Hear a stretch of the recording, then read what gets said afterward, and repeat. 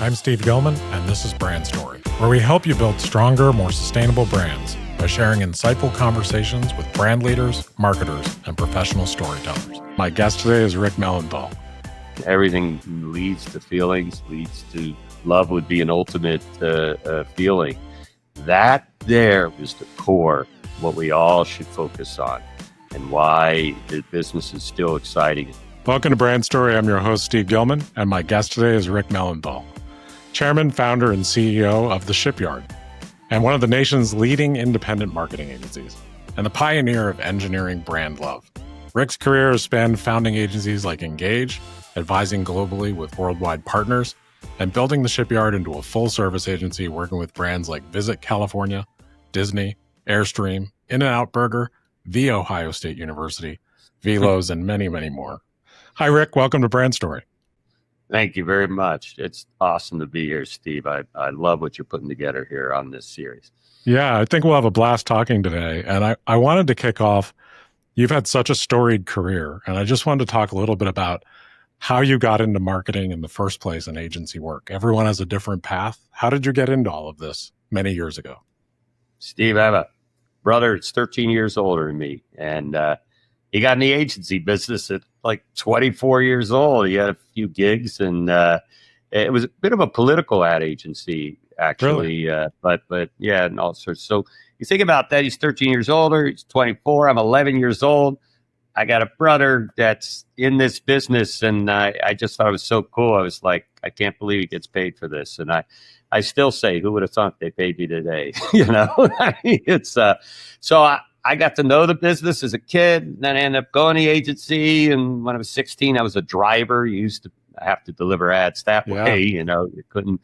And I never looked back. I was in the agency business. I did radio for a while at our rock station here I'm in Columbus, Ohio, where our headquarters is. And my first gig was at an agency in Tampa, Florida. I did McDonald's and tourism and at a theme park called Circus World. A whole day of family fun. That's great, man. Then I came back, worked for my brother, and basically began to take some ownership there, and eventually took over that agency and built from there, and just loved the business. So I'm a little bit of an idiot savant. That's all I know, Steve.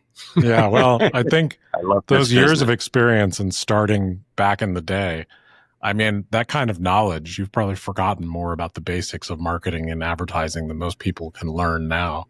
And I personally think those basics and those like core ideas of what works and what doesn't are tried and true. So I'm sure you pull on things in your experience from many years ago that are still useful today. I think it's really important what you said, because people get intimidated with change. Yeah, they do. And now we have, and then always we're saying, oh, this is the fastest pace of change, but it's always the faster pace of change. That's the way change is. And so what happens is there's a lot of technologists or a lot of folks involved in the business actually create intimidation. They create some fear, or you just have it. I don't really understand this technology. I don't really understand AI. I don't really understand social the way I should, and those things, because you're not a specialist in it. And then you begin to go within yourself and think, I don't have anything to offer. But what you just said is key. There are fundamental things that happen in marketing, and all of those fuel what's happening now if you look at it in the right context, which I try to do. And, you know, I've invested in people businesses my whole life in the agency business. Is thing about people, Steve, is people never need to become obsolete. Yeah. They become obsolete. Technology can have a finite obsolescence.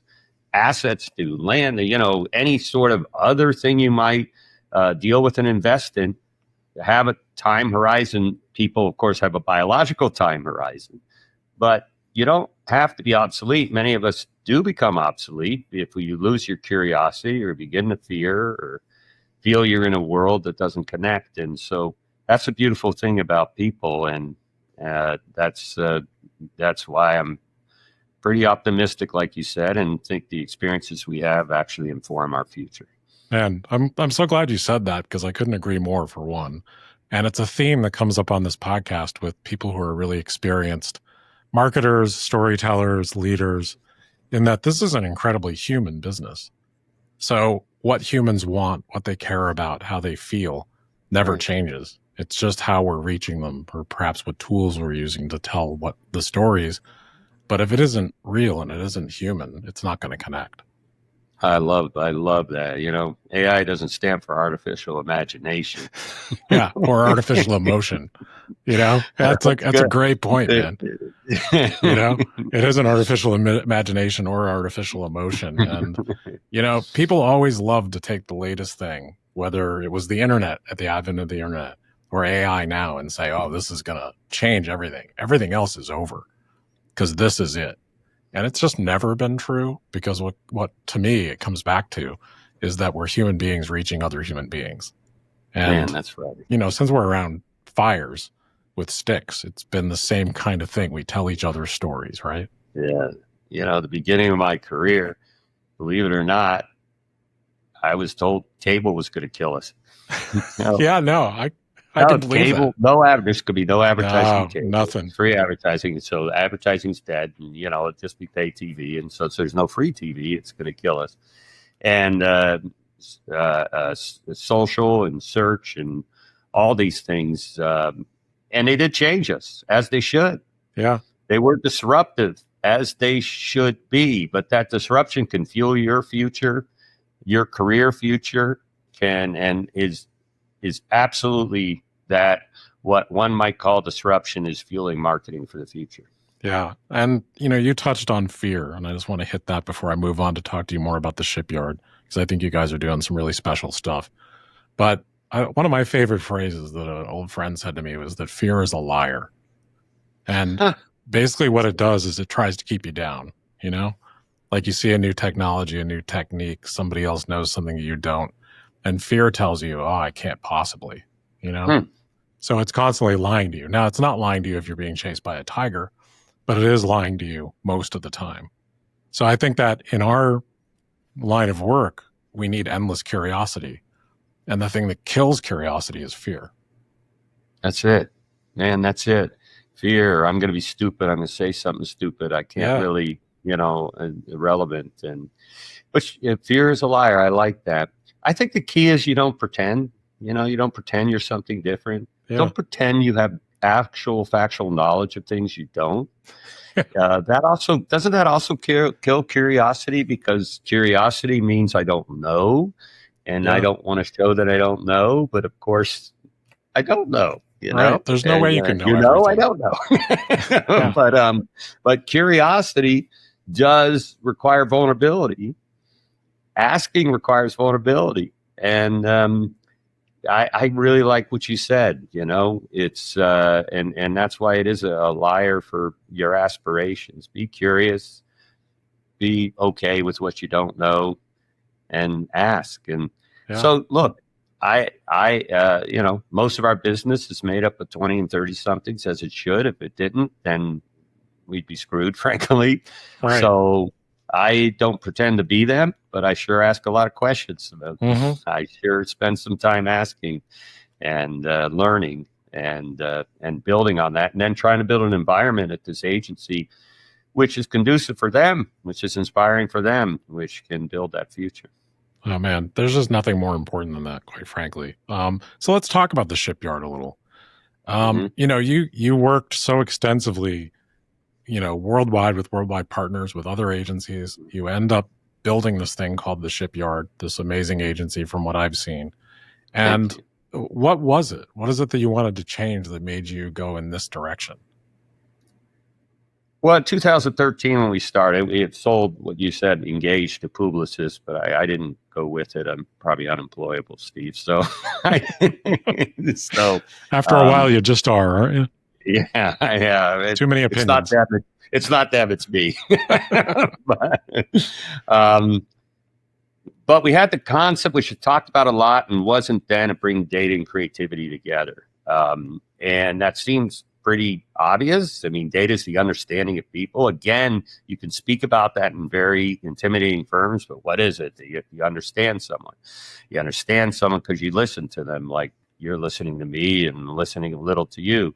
If you want to prove you're listening to it, you say something relevant, right? Yeah. Right. And so that's really it. A data to creativity to expression and make a connection. So we had a lot of data folks and creative folks and media folks, always been in the media folks business together. Everybody's website says data and creativity or technology together, but nobody said it in 2013. The only thing that was happening is, there was a couple of mergers with direct marketing, FCB, and so anyways, so that's what we did. And the first few years was hell. It always is, isn't it? It was natural. It was natural. You all come together. Let's have some fun. And the data folks, the creative folks thought the data folks were squelching their creativity, and the data folks thought the creative folks were just pot smoking, superficial people. And there's a little right about both. But takes all kinds of different. Really, until you can actually build a unified point of view and get some technology behind it that has us working together, we were pretty ineffective. We were very good in the first couple of years, but you've come a long way. We got really good, and it grew and it grew and it grew, and then we had some other agencies join us and to grow to 450. You've had PR companies merge in and digital, and you've really put together something very special, and your work shows it. So anyone listening, just go to theshipyard.com and check out Rick and his team's work, because it's amazing work. Visit California, In-N-Out Burger, everything you've done for all these companies is incredible. You said something a second ago that I want to call out because I think it's really important. I've talked to a ton of people that are in data. I've had a few guests that are in data and in measurement. And you said something about that you look at data as what are humans doing? And I think that might be one of the core things about what makes how you all are doing it different. Because like you said before, there's a lot of people who use data as like a cudgel, like a thing to say, like, you don't know, we've got all the data, and it's a lot and it's impressive. But when you look at it as just a way to see what human beings care about and what they're doing, that's a very simple way to explain the value of data. No, human beings are complex. We're just getting to know each other. And you're the guy that's doing a podcast, has a great marketing organization. I lead this agency, but there are thousands of things about us that we don't know about each other. Yeah. And so if you take that complexity and multiply it by millions and billions and trillions, we just live in an age where we can actually track that. And then that's pretty powerful based on that. It's freaking exciting. We never could do that before. And so you have to look at it all as fuel and embrace the complexity of human beings. I wish folks could do that politically a little more. Yeah, wouldn't that be nice? Really, I don't mind saying it here. No, I don't mind you saying it. Everybody wants to put everybody in labels and sections and label you, and of course, none of that's true. We're all just living. Yeah. It's kind of all gray area, and everybody wants to make it black and white. And it's a bad move, man. Yeah, humans are so complex. I started this whole marketing agency, advertising, all the things we do. I have a theater background. I was a theater director and studied marketing. Okay. So honestly, like every single thing I learned about theater and about reaching an audience and making them feel something I use that more than marketing changes every 25 minutes. So you have to constantly be curious and learning. But the basics of what moves human beings emotionally stays the same. So I think that looking at data that way is data is just a roadmap to what human beings are feeling or what they'll do is really powerful. I really, really like that. Well, that's why we're engineering brand love. We're not just engineering. We're not engineering brands. We're engineering love. Yeah. Feelings is everything. And everything leads to feelings, leads to love would be an ultimate feeling. That there, which you just said, Steve, is the core, what we all should focus on. And why the business is still exciting and such. That's actually going to become more important because there's more copy. Look, scalable copy is going to be done by AI. All sorts of things, both in writing and technology, is going to be fueled by AI. It needs to be because to match what's going on digitally, it's how you'll scale and build. That's not what's going to build feelings, So feeling always should be at the core of what's going to move people and what's going to build feelings. And you're absolutely right. That theater background. It actually I hope you're seeing is going to become more and more important. Yeah, I think humanity. I think our humanity and what makes us human and what makes us care about each other is the ultimate differentiator right now. And it's just going to accelerate the more dehumanizing people find AI, the more important connection becomes. So that was one of the main reasons I wanted to talk to you, is that engineering brand love just leapt out at me. And so I want to talk about it a little more. And let me tell you why. And then you can just explain or expand all you want about engineering brand love, because I think it's really awesome how you all focus on that. There's a concept in theater, if I'm directing a play or breaking down a script, called find the love. In every single scene that you've ever seen, in every movie or every play, like whether it's a conflict or a villain or any character, when you're trying to get it to work, you find the love. Whether the love is missing, whether it's desired, whether someone needs it, they want to give it away, whatever it is, that's the core of every single story. So I think what you all have, where you're engineering brand love, is just the side of genius. I love it. So can you just expand how you got there, why, what it does for your clients? Well, first of all, I never heard that. Oh, really? In theater, yeah, everything is find the love. No matter the situation, you're saying, even if it's a tense situation, a mysterious situation, a terrible tragedy, or great joy, find the love. Yeah. And that's how you get actors to experience what they need to experience. And that's what the audience is connecting with. It's always, we have this need as human beings to find love. So if you're directing a play, it's all about finding what motivates the characters and what drives characters. And it's always love. It's crazy how consistent it is. Well, I love that. And you've got it. So if you think about it, engineering, use of data, all we're doing is raising the amount of information we can have on human complexity, and keep raising and raising it. And now, of course, it's exponentially larger. And then you're able to use, through AI, all sorts of ways to duplicate, do test and learning, and even get closer and closer to the relevant message.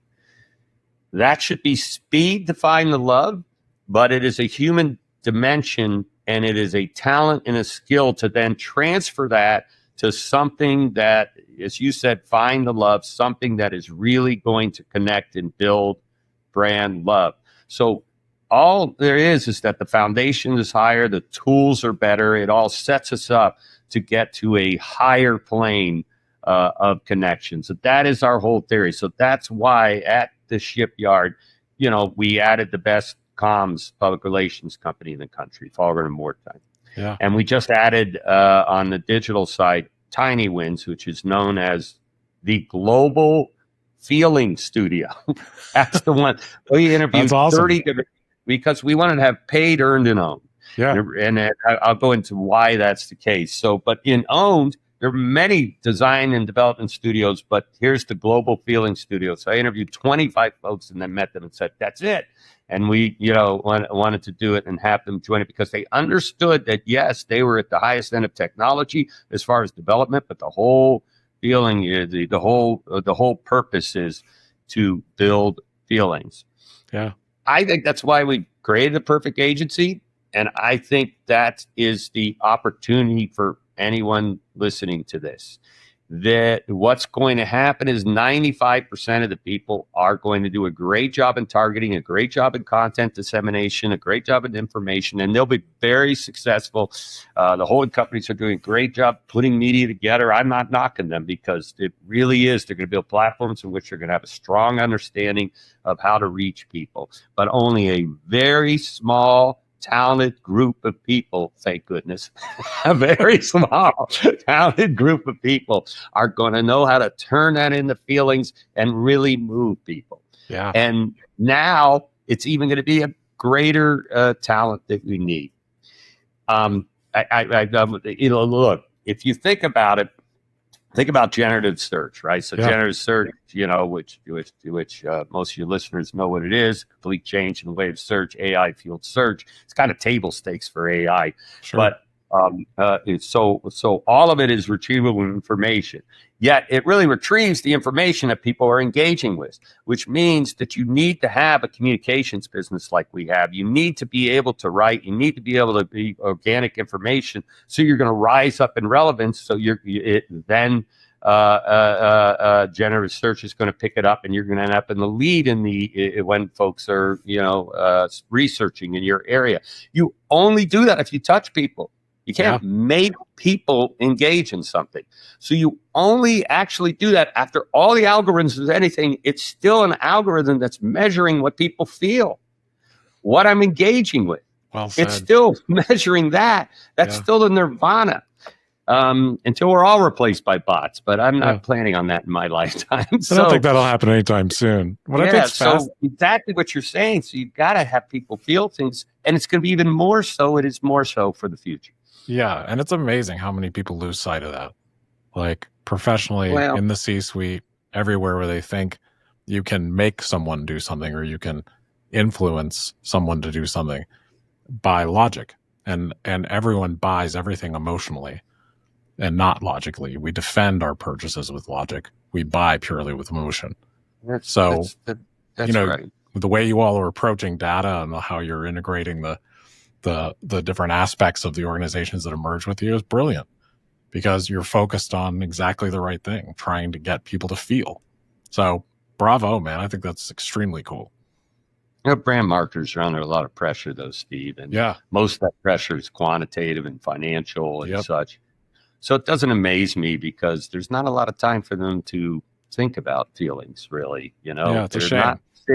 They're not sitting in a lot of meetings where anyone's, giving them a lot of validation to talk about that. They're sitting in a lot of finance meetings, a lot of are we going to make our quarterly numbers, a lot of are we targeting right, are we using our media right?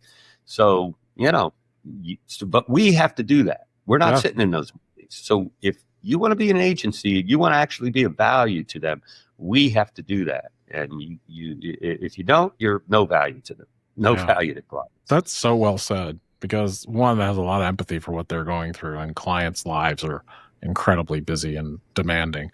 But also, I think what you point out is that a really great agency is a translator.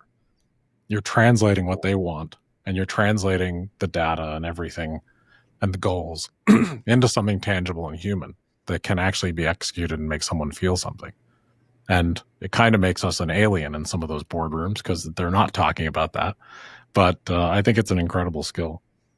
Well, you want to be a bit of an alien. Yeah. They have, if you have an insurance client, they have 10,000 people that understand insurance. Yeah, right. They don't have what we understand. So just becoming a reflection of our clients is of no value to our clients, zero value to our clients. So. I agree, man. So you touched a little bit on your culture and how important it is for you to build a culture. You've got a lot of 30-somethings. You've got a lot of different types of people in your company. And, you also have the demands of ROI and landing new clients. How do you look at that? How are you looking at building a culture that fosters the kind of things that we're talking about? I love your questions. I'll give you two really important things. Okay. Tell the truth. Love that. Tell the truth. It's not that most leaders lie. There are very few lying. I mean, there are some schmucks in the world, but most people are high integrity leaders and such. Yeah. But they spend a lot of time thinking, how are we going to spin this? How are you going to do this? How do we couch this? Just tell the truth, and tell it as well as you can. And when the truth changes, don't be embarrassed. Tell it again. Tell people the truth. And the second thing is we spend a lot of time on mental health. We are pro bono. We're one of the leading companies that help transformation. I could do a whole nother interview with you on what's happening in the world of mental health. Yeah. We bring that into the company. We happen to be in a business. This is a business where you create something and you then show it to somebody. Yeah. How do you like it? And it's then hard. They go, it sucks. Yeah, I hate it. Oh, good. I feel great about that. And you're doing it all on a deadline. You're supposed to be brilliant by tomorrow morning. And so we do attract, and I think it's beautiful. I think we attract beautiful people. Our beautiful people go through more mental health challenges than others. They're not simple people. And so we actually focus a lot on that. We have a lot of programs on that. We do a lot on that.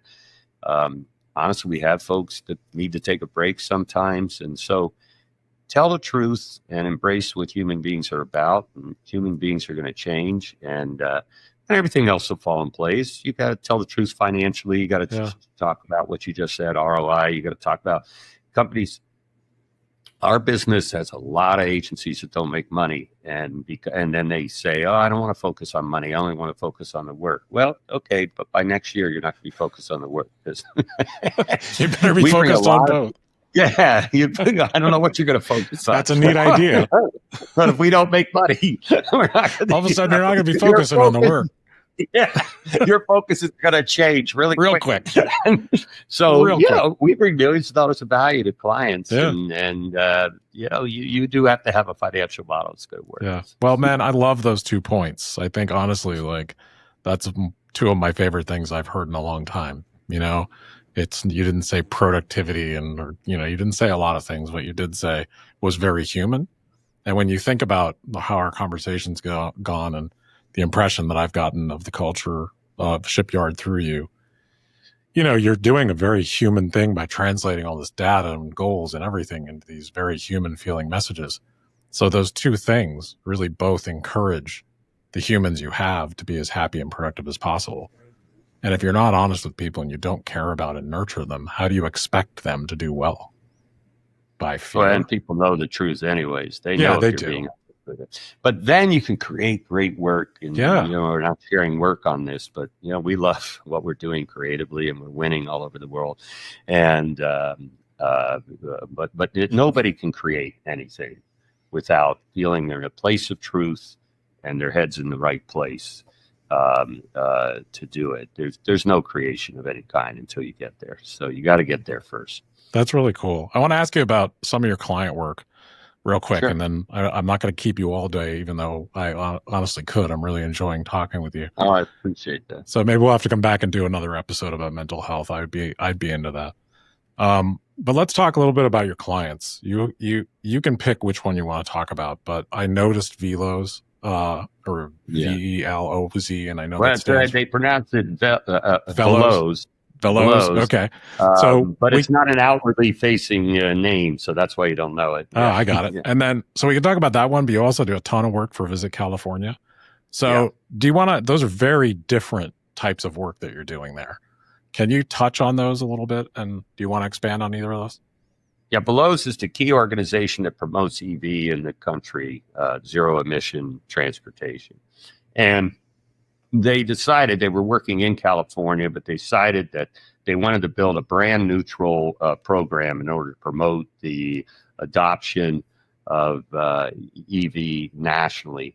And they're just very talented, and the whole industry got behind them on the mobility, auto industry, energy industry. And so we have what I think is a $50-60 million program nationally in order to promote this. And it came right at the time when, there's a lot of political pressure against it, or at least let's just say there's some headwind and such. And instead of worrying about that or whining about that, we use it as an opportunity. When you think about what that headwind is, it's really, wherever you stand politically, it really is saying, well, the market should decide whether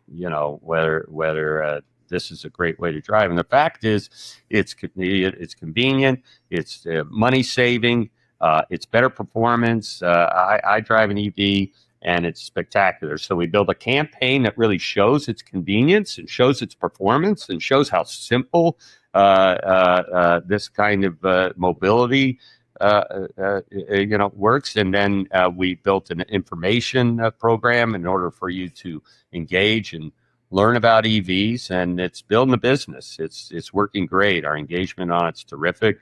We're going to have a tie it with a lot of the public relations program and activation program and such. If you looked at the work, it's very simple. It just simply states, this is a better way to drive.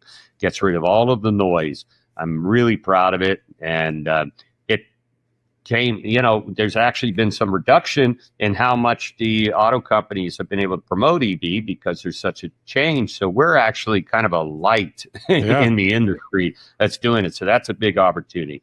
And Visit California. California's we have 3 offices in California. We handle Visit California, Visit San Diego, Visit SoCal, Visit Napa. We handle, but the Visit California Pro is a global program.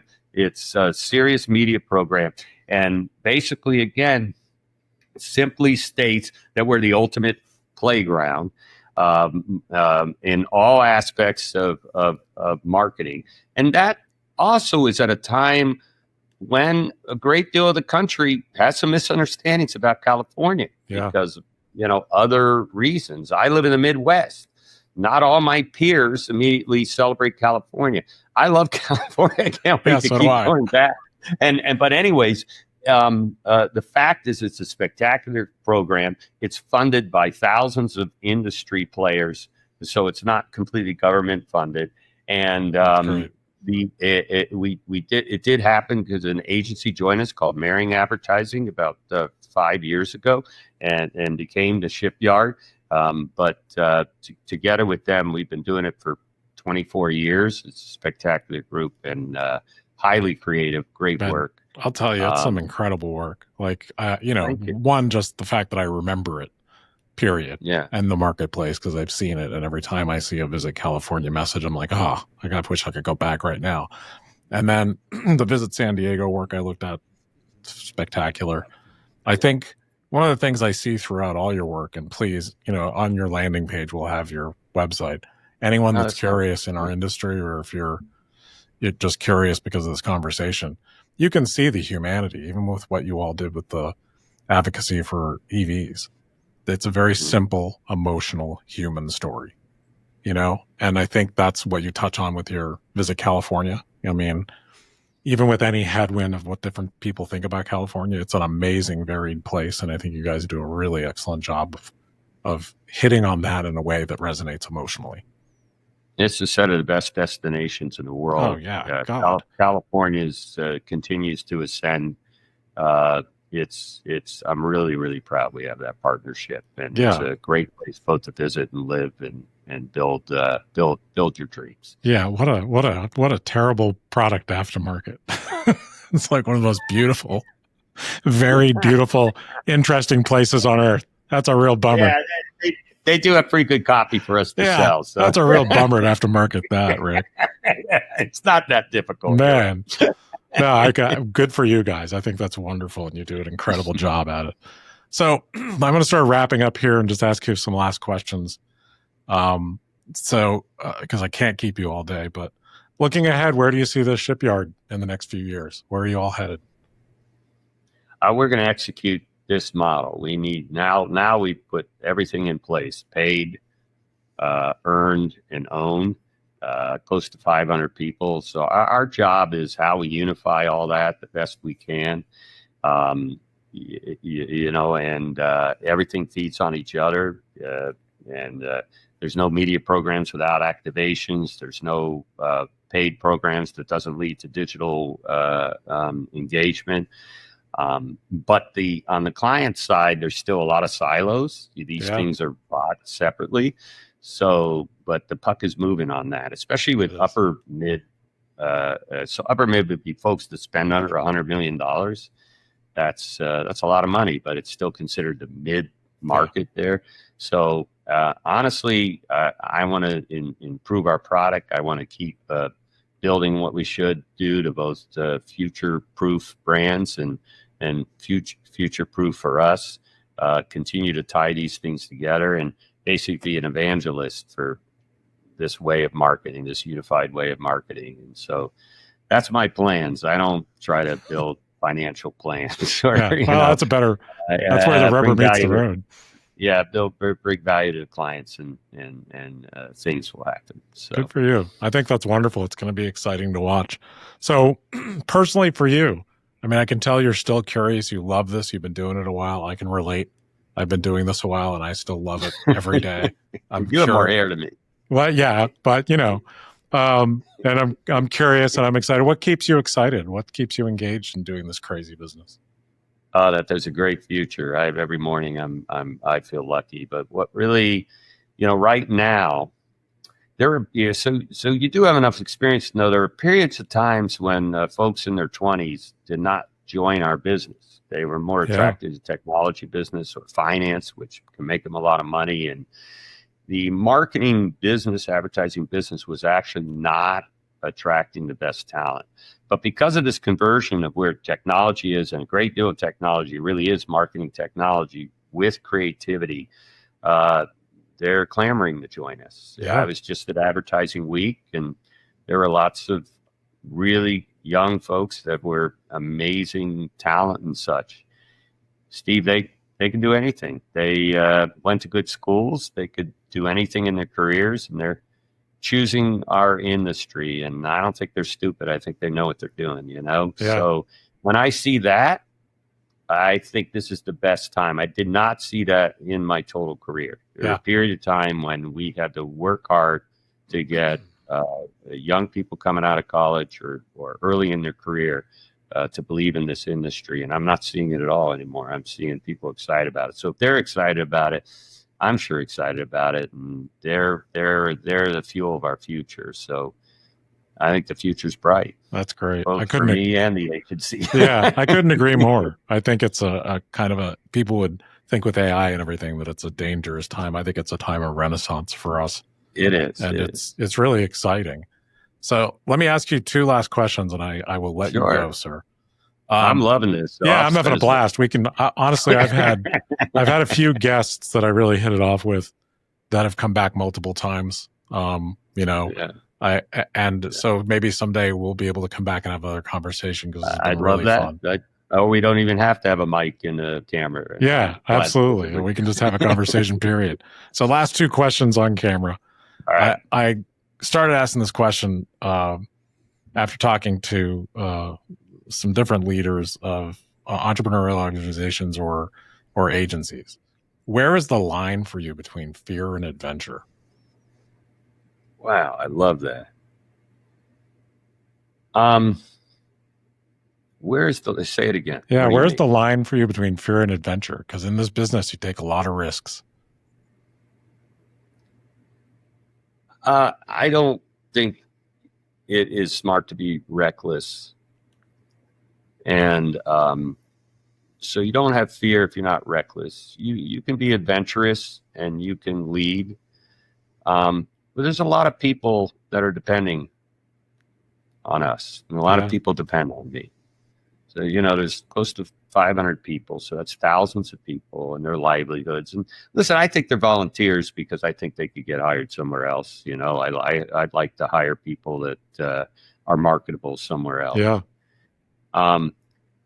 But you can't be reckless. And what you might think is logical could, in fact, if you don't listen, could be reckless. So when you get to reckless, you should have not just fear, you should be concerned.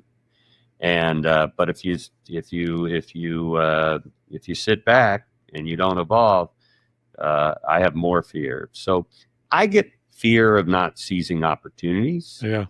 And that's it. And then I get very, let's just say, contemplative about whether seizing this opportunity is reckless. And I love that. My optimism can get away from me, and I have to have good people that make sure that's not the case. Optimism can turn into recklessness. Yeah, it sure can. And that is the balance you need to find as a leader. And everybody else in your company has to do that too. But if you're CEO of the business, you're the leader of the business, you really need to work hard to find that balance. Man, what an excellent answer. Thank you. I love the answers I get to that question. I had Rand Fishkin, who founded Moz years ago. I saw that one. Yeah, I had him on recently, and his answer was really interesting and goes along with yours. He talked about how people think entrepreneurs are just letting it hang out there and taking risks, people who are in charge of companies. And it's actually the opposite. We tend to be a little bit more risk adverse because we're mindful of taking risks that affect the people that depend on us. And it's a really interesting stereotype that people think that all entrepreneurs are driving a red convertible really fast down windy roads. We're a lot of times doing the opposite. I watched have you seen the Billy Joel movie? No, not yet. Okay, so in the Billy Joel documentary, I didn't realize how much adversity he had early in his life. Yeah, a ton, right?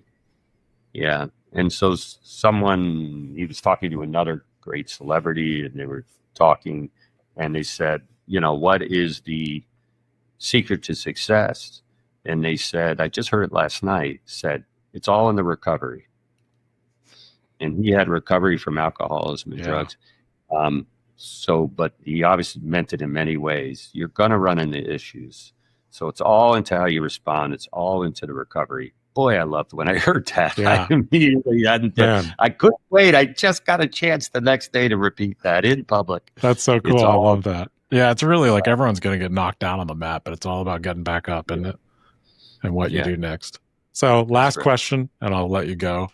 If you could give yourself, your younger self, starting in this industry, some advice, sitting where you are today, what would it be?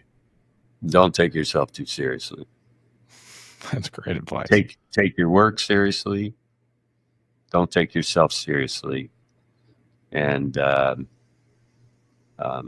don't have to do other things because at a young age, I found a life partner and wife I've been with for 43 years. So let me just say to another young person, work hard to do that. That's really helpful. But mostly don't take yourself too seriously. Just take the work seriously and understand the absurdity of life and the journey, and enjoy the ride. I love it. Well, hey, thank you so much for joining me today. I had an absolute blast talking with you.